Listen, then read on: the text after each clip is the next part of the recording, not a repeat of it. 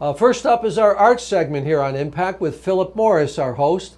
Philip will be interviewing Ann Parillo. Ann is the longtime host of Schenectady Today in and around the capital region here on Open Stage Media. So let's go to this interview and find out more about Ann's long-running show on Schenectady Today.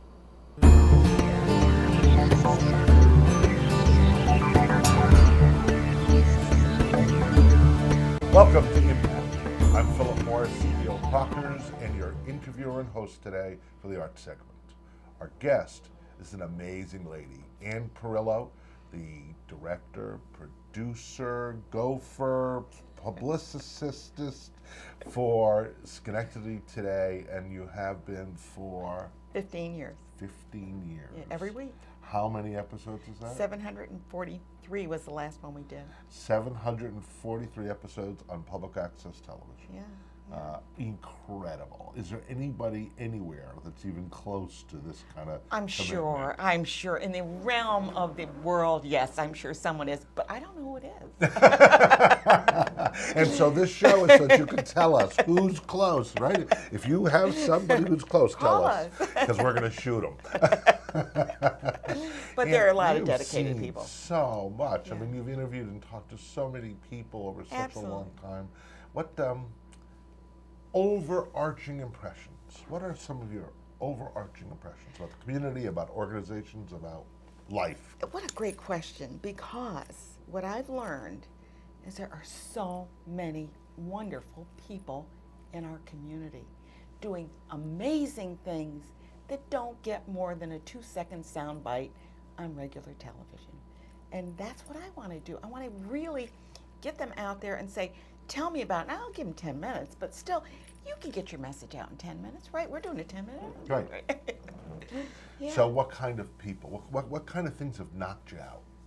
You get in this overarching way. Interviewing, actually I was able to be in an interview, actually it was here at Proctors with Reeves, Christopher Reeves, before he died. He was here, I don't know if you were here at the time. No, I don't think so. Yeah, and he was here to promote nursing, had to do with, and they brought him in. His wife was with him, and I did not realize that he was in really poor shape because they would turn cameras off, so you didn't know. But he was a remarkable person, really was able, we were able to ask him a question, he would answer it and stuff. But that was, I think, the most inspirational interview that I've ever had. Again, thinking about it from a context, because it's hard to be doing something every single week and be able to weave the longer through line. Mm-hmm. What else have you seen over 15 years that's different, that's changed, that's amazes you? You know, Philip, that it's hard to answer that because I'm amazed every week when I kind of like turn the page. Well, like for instance, you're doing turning pages here at Proctors for the Niskayuna High School, which is an amazing project. Everything that seems to walk in, like we had alpacas on. I mean, those are amazing things to me because I don't run into alpacas every day. Oh, you're definitely, you consider a new neighborhood because they're all over where They're I all live. over. Okay, good. But I think the amazing thing is the struggles that many people have, in their personal lives. And I think that listening to those stories, being able to bring those stories out, we've talked about suicide, we've talked about the loss of a child through murder. These are the stories that really touch me, and I hope that they touch our viewers. And of course, we talk about theater and have fun with kids and dancing with the Greek festival. And I mean, those are the things that are fun. But if I can bring personal stories that kind of touch people and make them feel like they're not alone, that these are things that go on. I have 6 segments, so I have the opportunity. Well, first of all, I don't have anyone telling me who I can have on the show, right? So I can have anybody I want. Sponsored by Ann Parillo, produced by... Exactly. And so I love that because nobody can say, well, you know what? We're having this fundraiser and so-and-so's on, but this person isn't, so you can't do, one of those things, which I'm sure happens. So your partner, Greg, Yes. is behind the cameras, He behind does the editing? technical. We don't do any editing. We do everything in real time. First of all, we're lazy. We don't like to do a lot of editing. Once you're done, you're done. But see, for 12 years, we've done it live. But he's doing the live editing. He is doing the switching. Oh, yeah, he's doing the switching. switching. Yeah, no, that's directing. For 12 years, we did it live. We went out right on the air. If something went wrong, everybody saw it. We decided at that point when we moved over here that we were going to continue that, do it in real time, and we do. We started at 10 o'clock or 10:01 or whatever it is, and we're done in 60 minutes. And that show is dropped off here, and it's ready to be played. I love that there's an audience for it. Yeah, we have a fun live with it, audience. It's yeah. kind of fun. Yeah, they Yeah, I think that's really cool. Yeah, and they seem to enjoy it. Now, you have been a passionate advocate for public access Yes, I have. television Yep. from Well, actually, years ago. I got involved, I think, in probably about 1996, maybe a little bit earlier than that, when it was kind of, they had just gotten the building, and this was a while back. And then I was involved with that because I saw the potential, as you did.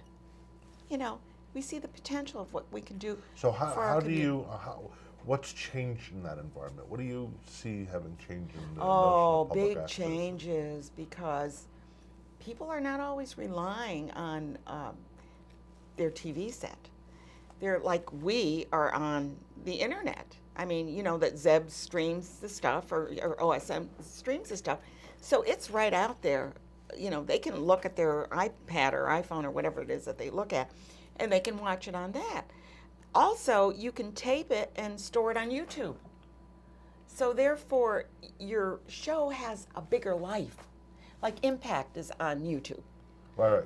Video So on you demand have a and YouTube. bigger life than it was when, say, Milton Berle was on. Oh, am I dating myself? Milton Berle was on, and he was on for that hour, and if you missed it, you missed it. But now these shows have a life that goes on and on and on. And I love that. I saw a fabulous documentary the other day here at Proctors, Side by Side. Okay. Keanu Reeves was interviewing Okay, people I like about him a the lot, yeah. transition from film to digital. Mm-hmm. And two of the things that surprised me, one was that in the film world, they were shooting segments at 8 minutes clips because the cartridges for the cameras were 8 minutes.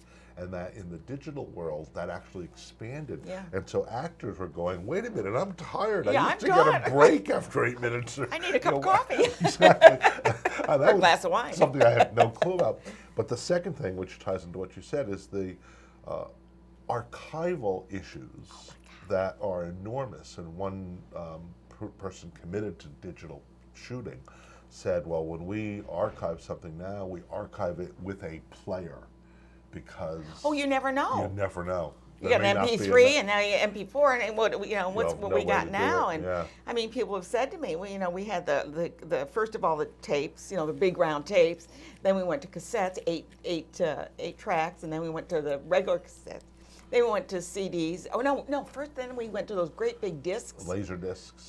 Yeah, you got any of those? No, I don't have any of those, thank God. But it's interesting because on the one hand, there's more life. On the other Yeah. hand, the archival part of it is frightening. Yeah, that'll kinda never. interesting. You'll never get away from this interview. Will be 40 years, 50 years from now. People will be looking at this and saying, "Boy, they looked really good then." Amazing how they change. So, how did you come to this? I happen to know you were a pharmacist. Yes. Well, this Yeah, is an yeah. interesting life transition. Pharmacist. I owned a pharmacy called the Apothecary Shop. Did a lot of compounding. I went from there to Sterling Drug, where I became a manufacturing production pharmacist for Talwin and Demerol, the narcotics there. Then from there, I went and I taught at the College of Pharmacy for 10 years. In Albany. In Albany, and loved that. I mean, I never had a job I didn't like. And then from there, I went and I became an administrator at the state of New York for the Board of Pharmacy. So, how did you transition to this interviewing life? Well, when I taught at the college, one of the courses that I was involved with was teaching students who were going to become pharmacists to talk to patients and to use open-ended questions, not to say, "Are you taking this 3 times a day?" And the patient will say, "Yeah." You say, "Well, how often do you take this? And what time of the day do you take?" So they're open questions where you can elicit information. So I felt that I could be pretty good at that. And so that's what I do now. Okay, but what inspired you at that moment that you said, I'm going to do this?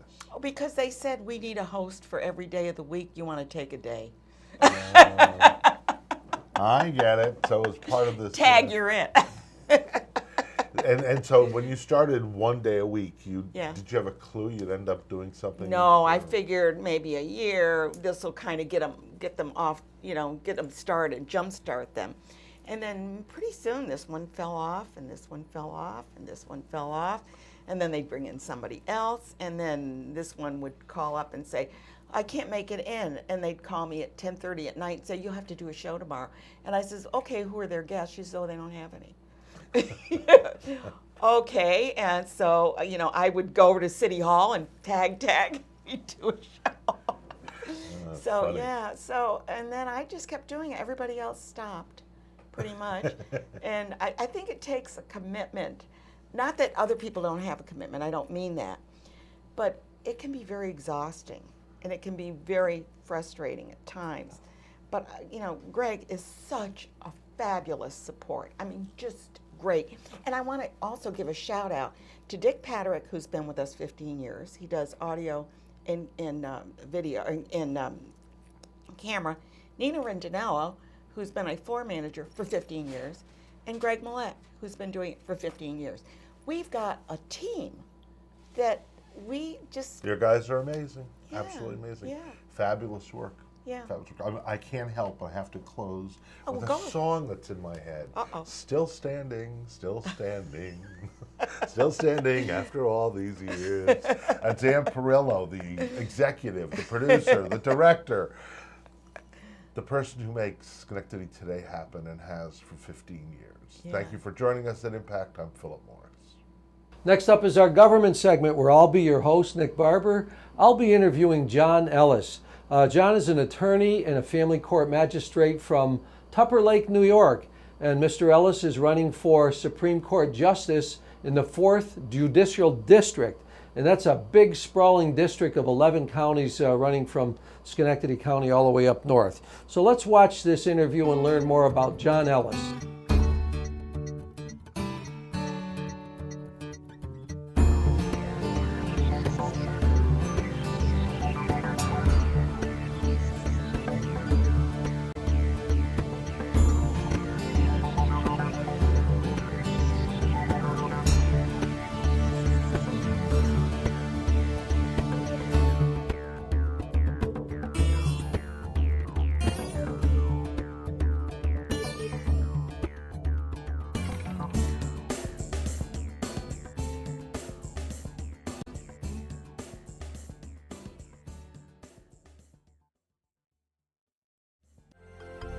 Proctors, bringing the best in arts, education, and entertainment.